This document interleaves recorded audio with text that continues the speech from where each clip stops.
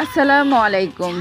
আজকে আপনাদের সাথে ভীষণ মজার একটি আম মাখার রেসিপি শেয়ার করব। এটাকে আম মাখাও বলে, কেউ আবার আম ভর্তাও বলে। গরমের দিনে দুপুরবেলা কিন্তু এই আম ভর্তাটা খেতে ভীষণ মজা লাগে, তাই না? যদি একদম কড়া রোদের মধ্যে এই টক টক আমগুলো বানিয়ে খাওয়া যায় তাহলে কিন্তু ভীষণ মজা লাগে। প্রথমে আমি আমগুলোকে একটু ভালো করে ধুয়ে উপরের খোসাটা ছাড়িয়ে নিয়েছি।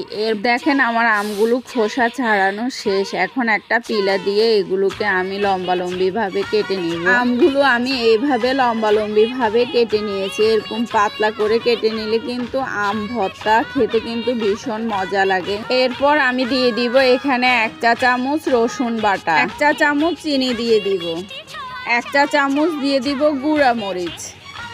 ঝাল আমি একটু বেশি খাবো, এই জন্য গুঁড়া মরিচটা একটু বেশি দিয়েছি। লবণ দিয়ে দিব 1 চা চামচ দিয়ে এখন আমি সবগুলো একসঙ্গে ভালো করে মেখে নেব। কয়েক মিনিট এইভাবে মাখার পরে একদম রস বের হয়ে জুসি হয়ে যাবে। চেষ্টা করবেন যে কোনো ভর্তার ভিতরে একটু চিনি দেওয়ার জন্য, কারণ চিনি দিলে কিন্তু ভর্তার ব্যালেন্স ভালো আসে, খেতে কিন্তু ভীষণ মজা লাগে। আর আমি তো সবসময় ভর্তার মধ্যে একটু ঝালটা বেশি দিই, কারণ আমরা ঝাল একটু বেশি পছন্দ করি। সাথে চিনি দিলে কিন্তু তাহলে একটু টক টক তো খেতে মজা লাগে। দেখেন আমার আম ভর্তাগুলো কিভাবে জুসি হয়ে আছে, খেতে কিন্তু মজা হয়েছে। এইভাবে আম ভর্তা বাসায় বানিয়ে খাবেন, সবাই কিন্তু পাগল হয়ে যাবে।